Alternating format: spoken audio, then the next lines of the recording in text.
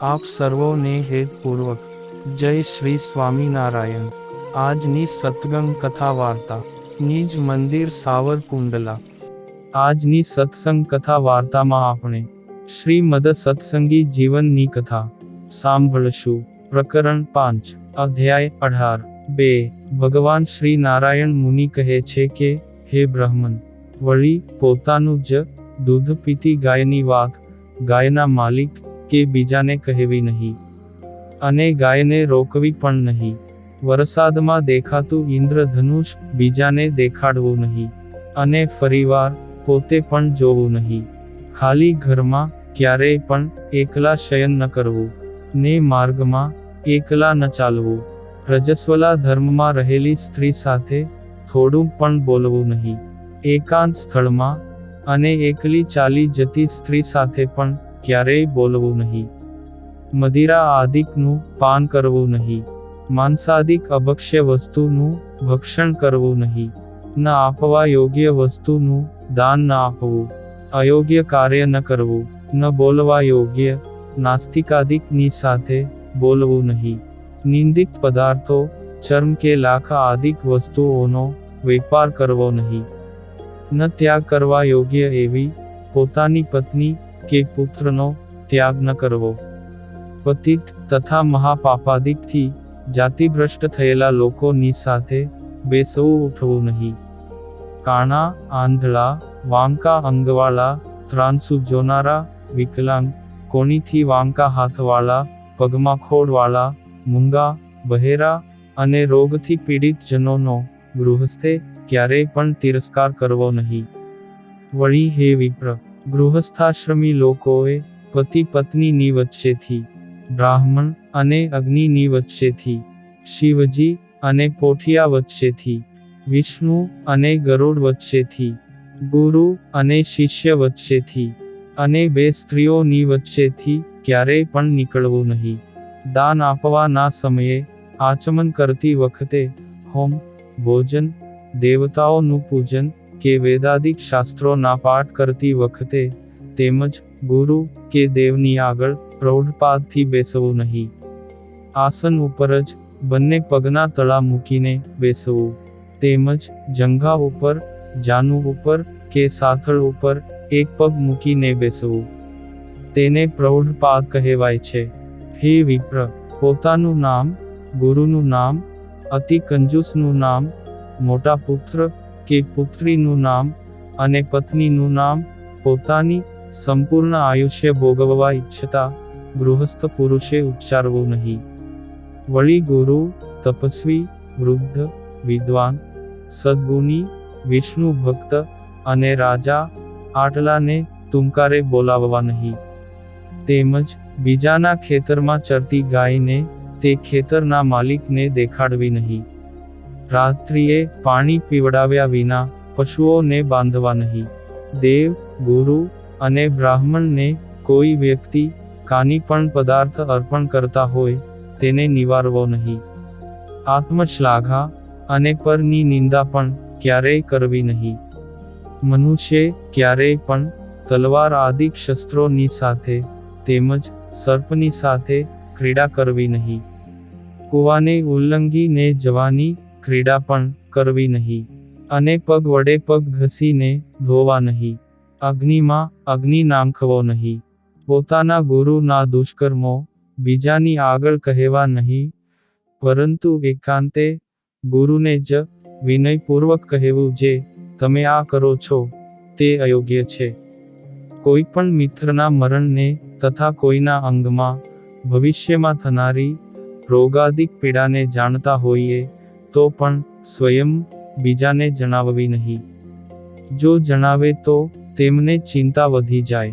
ડાહ્યા માણસોએ ભોજન કરતી વેળાએ થાળીમાં સીધું મીઠું લેવું નહીં। મદ્યપાન કે પરસ્ત્રી ગમન કરનારા દુરાચારીનું મુખ જોવાઈ જાય તો સૂર્યનું દર્શન કરતા કરતા વિષ્ણુ ભગવાનનું સ્મરણ કરવું।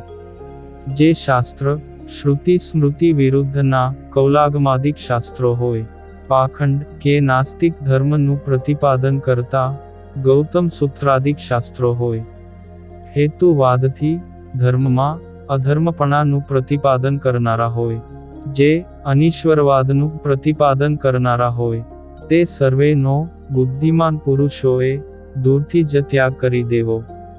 વળી કૂતરાના સ્પર્શ થયેલું, ચકલા આદિક પક્ષીઓ ના ખાતા વધેલું, વાળ જંતુ આદિકથી યુક્ત, પત્નીના જમતા વધેલું એઠું, અને ગાયનું સૂંઘેલું અન્ન જમવું નહીં. મદ્ય માંસના સ્પર્શવાળું તથા રજસ્વલાના સ્પર્શવાળું અન્ન પણ ક્યારેય જમવું નહીં. વિષ્ટાવાળી ભૂમિમાં ઉગેલા શાકાદિકનો ત્યાગ કરવો. ચૈતન્ય વૃક્ષ એટલે કે મૂર્તિ બનાવવા અર્થે ઉછેરેલું તથા માર્ગમાં છાયા માટે રોપવામાં આવેલા વૃક્ષો ક્યારેય પણ કાપવા નહીં.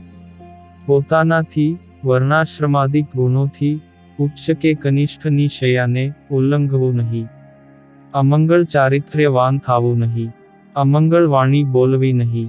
અધર્મના ઉપદેશથી કોઈનું દ્રવ્ય હરવું નહીં. પોતાને ત્યાં કામ કરનારા મજૂરોને કામ કરાવીને છેતરવા નહીં. ને કહ્યા પ્રમાણે દ્રવ્ય અર્પણ કરવું. કોઈ સ્ત્રીને ધન આદિક પદાર્થને લોભે લોભાવવી નહીં. માદક પદાર્થો ગાંજા ભાંગ આદિકનું ભક્ષણ કરવું નહીં. વળી ડાહ્યા મનુષ્યોએ પોતે કરેલા દાન પુણ્યાદિક સુકૃતનો પ્રચાર કરવો નહીં.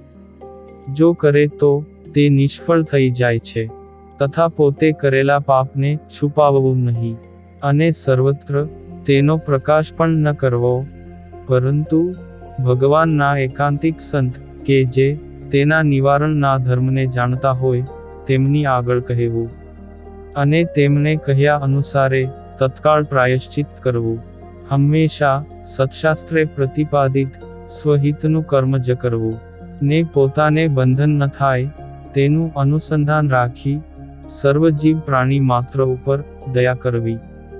અવસ્થા વર્ણાશ્રમને યોગ્ય કર્મ, પોતાનું ધન, શાસ્ત્રનો અભ્યાસ, કુટુંબ, શારીરિક બળ, વાણીની ચતુરાઈ અને બુદ્ધિ આ સર્વેને અનુરૂપ થઈ કર્મનું આચરણ કરવું. બ્રાહ્મણ તથા દેવ ધર્માદાનું ધન પ્રાણનો સંકટ સમય આવી જાય તો પણ લેવું નહીં, કારણ કે તે કાલકૂટ ઝેરથી પણ અધિક ભયંકર કહ્યું છે. માલિકે અર્પણ કર્યા વિનાની કોઈની વસ્તુ લેવી નહીં, કારણ કે જીવને દુઃખ આપનારું ચોરી સમાન બીજું કોઈ પાપ નથી. ધર્મ કાર્યને અર્થે પણ ક્યારેય જો કાષ્ટ, ફળ, તૃણ, પુષ્પ આદિકનું ગ્રહણ કરે તો પણ તેનું પતન થાય છે. કોઈના ઉપર મિથ્યા અપવાદનો આરોપ ન મૂકવો, કારણ કે તે સૂર્ય ચંદ્ર તપે ત્યાં સુધી પુયોદ નામના નરકમાં નાખનારું છે. હંમેશા સત્ય બોલવું, અને સત્ય બોલવાથી અન્યનો દ્રોહ ન થાય તો તેમની સમાન કોઈ પુણ્ય નથી. એમ પ્રજાપતિ બ્રહ્માજીએ કહ્યું છે. પૂર્વે બ્રહ્માજીએ અહિંસામય 1000 અશ્વમેધ યજ્ઞો અને સત્યની તુલાયંત્રથી તુલના કરી તો તે બંનેના મધ્યે સત્ય અધિક સાબિત થયું હતું. જો કે સ્ત્રીની સન્મુખ કોઈની મશ્કરીમાં પોતાની આજીવિકા ટકાવવા, વિવાહના કાર્યમાં, પ્રાણના સંકટ સમયે તથા ગાય, બ્રાહ્મણ અને ગુરુનું કાર્ય સિદ્ધ કરવું હોય ત્યારે ખોટું બોલવામાં કોઈ દોષ લાગતો નથી. હંમેશા મંગલકારી વાણી બોલવી, બીજાનું હંમેશા મંગલ વિચારવું. આ લોકમાં સાધુ પુરુષોનો જ સત્સંગ કરવો, અને અભદ્ર કે અમંગલ પુરુષોનો સંસર્ગ કરવો નહીં.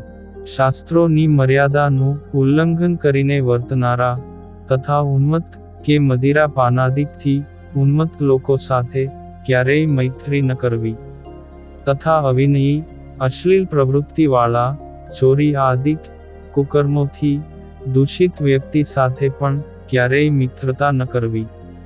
નિરર્થક દ્રવ્યનો વ્યય કરવાના સ્વભાવવાળા પુરુષોની સાથે બેસવું નહીં. તેમજ જરૂરી ધન વાપરવું ઘટે ત્યાં પણ લોભ કરનારા લોકોની સાથે પણ બેસવું નહીં. અતિ વેરી સ્વભાવવાળા જનો સાથે પણ બેસવું નહીં. સદાય અસત્ય બોલનારા, ક્રૂર સ્વભાવવાળા, સ્ત્રીમાં આસક્ત કે સ્ત્રીને વશ વર્તતા હોય એવા લોકમાં નિંદિત જનો હોય તેમની સાથે પણ ક્યારેય બેસવું નહીં. જે જુગાર રમવામાં આસક્ત હોય, પોતાનાથી ગુણોમાં ન્યૂન હોય, વેશ્યાગામી હોય, ધનથી દુર્બળ હોય ને ભાગ્યને આધારે જીવનારા હોય તેવા પુરુષોની સાથે ક્યારેય પણ બેસવું નહીં. જે સદાચાર પરાયણ વર્તતા હોય, વિદ્યા અને વિનય સંપન્ન હોય, હંમેશા ઉદ્યોગશીલ રહેતા હોય અને સત્પુરુષ હોય તેમની સાથે જ મૈત્રી કરવી.